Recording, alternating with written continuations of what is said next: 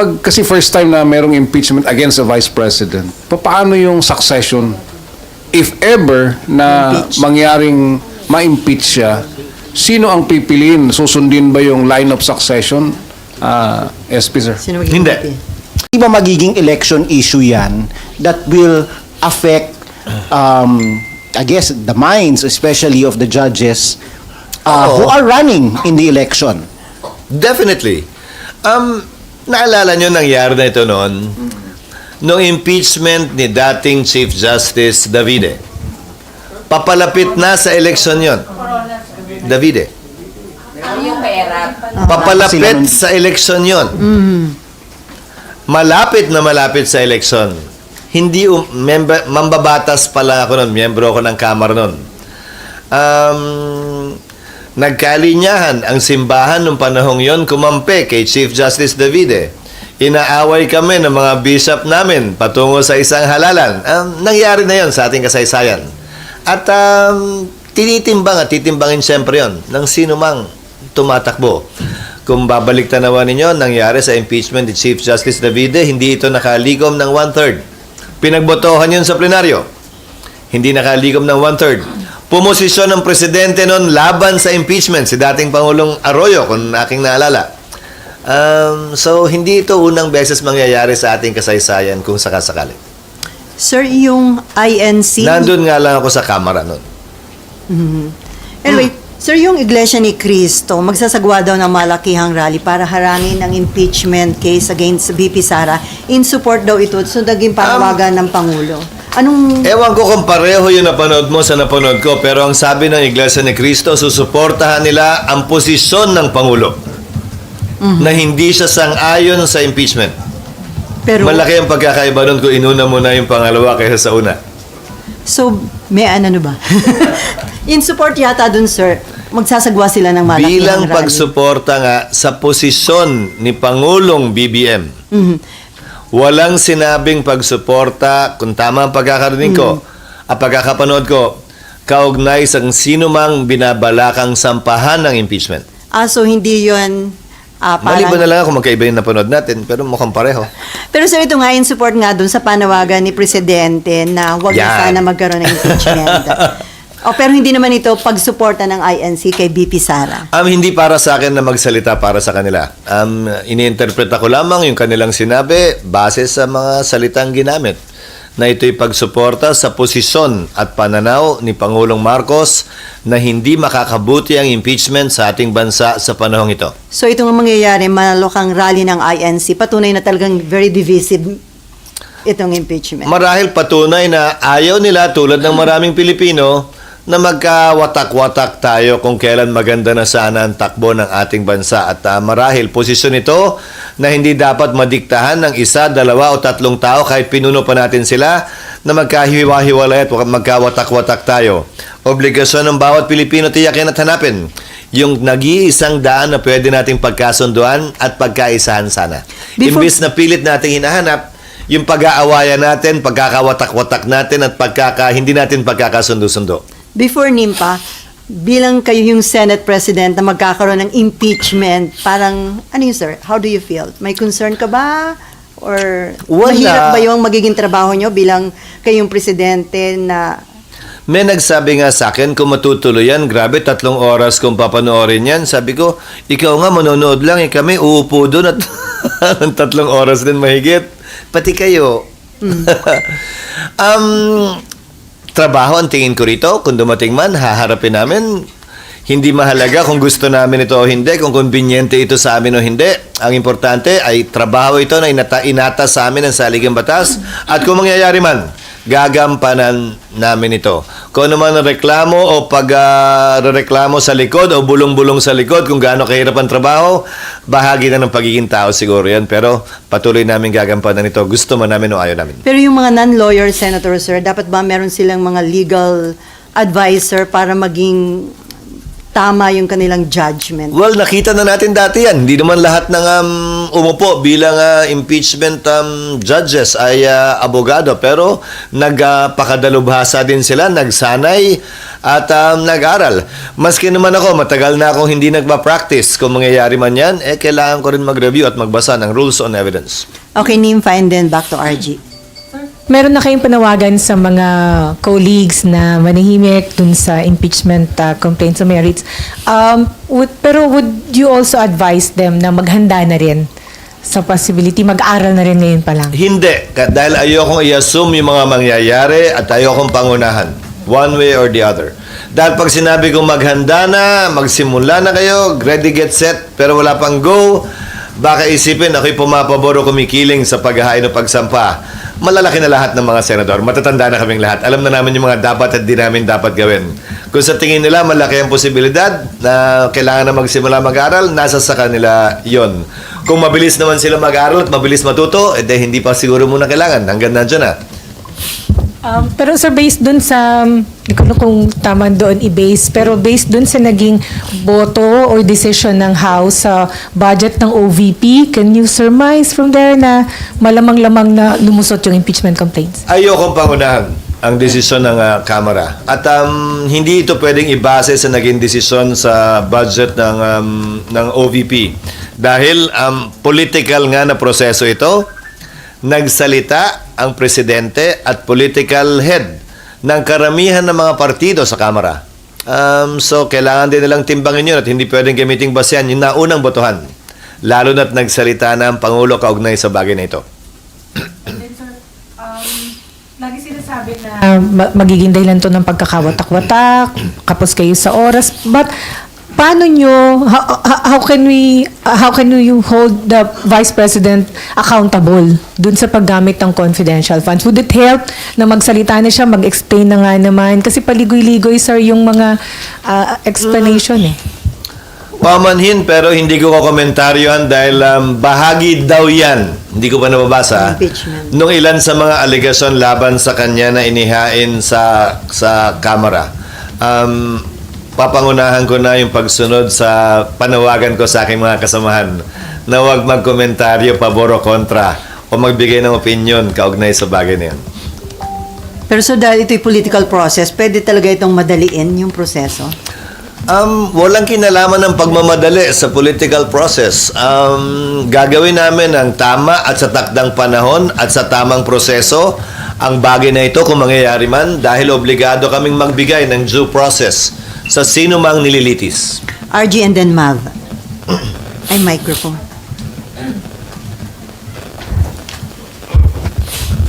Sir, when the intramurals, political intramurals began, nag-call ka for the easing or the escalation of tensions. Sa tingin mo ba napakinggan yung call mo na yon? Do you feel that nag-ease ang tensions in the last few days? Nag-ease man, marahil hindi naman dahil sa panawagan ko, dahil hindi naman involved o hindi naman mga aktor ang mga miyembro ng Senado o ako doon. Pero sa pananaw ko, at hindi dahil sa sinabi ko, yun.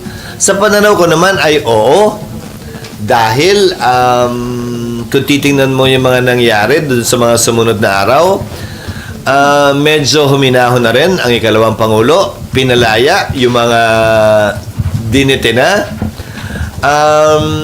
May naghain man ng impeachment, ito'y sumunod sa proseso at nagsalita ang Pangulo na hindi ito ang mahalagang dapat binibigyan natin ng pansin at tinututukan kung kaya't yung kanyang posisyon na hindi makakaganda sa ating bansa ang prosesong ito kung mangyayari sa panahon ito.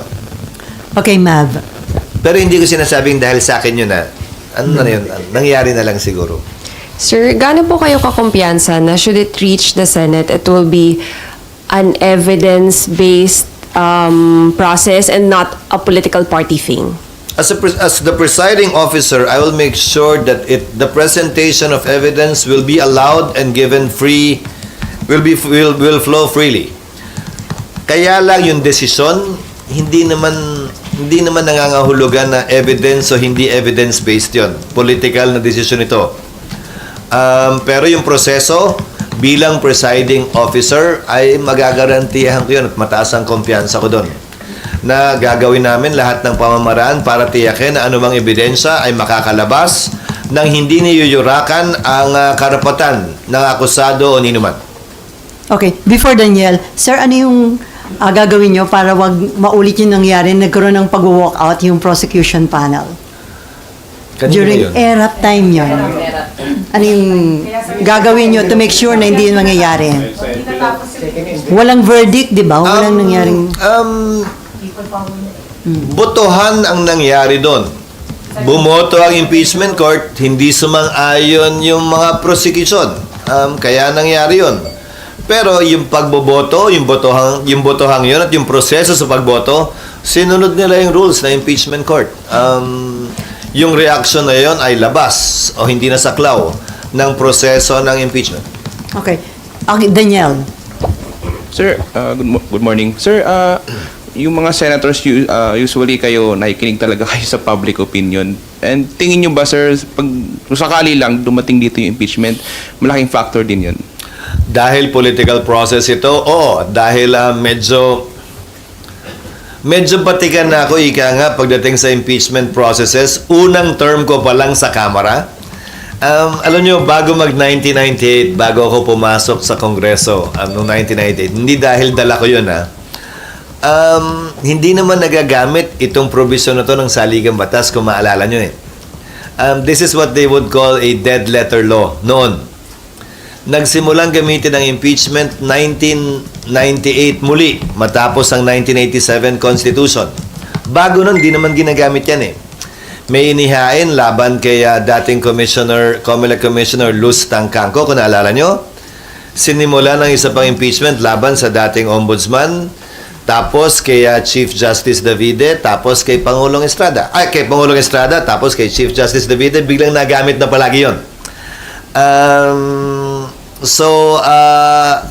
Sa karanasan ko, siyempre palaging apektado ang mga mambabatas sa Kamara man o sa Senado ng opinyon ng ating mga kababayan na kailangan nilang timbangin din naman siyempre sa katotohanan at ebidensya na ipepresenta na sabay-sabay natin mapapanood. Hindi lang naman sila Pati kayo mapapanood dahil public hearing ito. At yung public opinion mababase sa ebidensyang lalabas. So, hindi dahil gusto ko to bago nagsimula, ayaw ko to bago nagsimula, ay yun na yung dulo din nun. Nakita nating nagbabago yan. At pwedeng magbago depende sa presentasyon ng ebidensya at kung gaano nga ba kalakas ang ebidensya, pabor o kontra sa isang akusado. Okay, before Nympha and Raymond, sir, since it is a political process, ano yung assurance? Pupunta ba tayo dun sa realistic naman at hindi na sir, malapit na. Puro hypothetical tayo talaga. Sir, Okay. political process, ano yung assurance na magiging independent lahat ang mga senador bilang impeachment judge? Sa Nakalagay sa rules namin. Walang outside forces na makaka-impluensya sa inyo. Nakalagay sa rules namin na bagaman ito'y prosesong politikal, hinihiling sa mga miyembro ng Senado ang tinatawag na political neutrality. At dinefine ang political neutrality na hindi ito dapat maapektuhan ng iyong partido, paniniwala o pinanggalingang grupo bago nagsimula ang proseso. Maliwanag sa rules namin yon. At magsisilbing giya dapat yan sa aming lahat. So, during the impeachment trial, dapat ba yung mga impeachment judge walang kumakausap sa kanila from side of... Kanya-kanya na yun Kanya-kanya na yun. Pero ang magiging payo ko siguro, kung may kakausapin man sila, siguraduhin nilang kakausapin na nila lahat. Pag kinausap nila si Juan, dapat kausapin na rin nila si Pedro. Kung wala silang kakausapin, hindi wala silang kausapin, nasa sa kanila yun. Para hindi sila mabahiran o mabigyan ng kulay. Pero kung magsisimula silang kumausap ng isang panig, dapat bigyan din nila ng pantay na pagkakataon yung kabilang panig na makausap din sila. Kahit sa mga kaso, Amerika man, sa Europa o sa ating bansa, hindi naman bawal kausapin ang huwes. Lalo na kung nagkataon lang na nagkita kayo. Basta bukas ka rin, makipag-usap kung nagkataon nakita din kayo sa anumang panig. Anyway, Nympha, and then Raymond, and then Camille. Sir, ito realistic. Realistic. Ay, no comment ako doon. Hindi wala akong alam doon. So, dun sa OV2 budget, balik ko lang. Kasi isa yun sa contentious issues, di ba, sa 2025 budget. Pwede bang i-gauge doon sa magiging decision ng Congress yung posibleng kahinatnan ng pagpapa-impeach kay Vice President? Kasi Senate and House ang magde-decide doon eh. Hindi. Hindi naman pinagbobotohan yon at walang 2/3 doon. Walang 1/3 doon. Consensus ito para makapagpasa ng batas. Hanggat maaari, hindi ba, anumang desisyon ng Kongreso o ng Senado o ng Bicaman ay consensus ito. Hindi mo man nakuha lahat ng gusto mo, parte lamang, hanggat maaari consensus na lamang imbis na botohan. Huling option palagi ang botohan. Pero sir, mag-gauge pa rin doon who's and how many are for the Vice President. Opinion at interpretasyon nyo na yan. Hindi ko titingnan ng gano'n yun. And then sir, kailan kayo mag-uumpisang maghanda? Kailan yung dapat na mag-uumpisang maghanda ang Senate sa impeachment trial? Pag naihain na sa amin.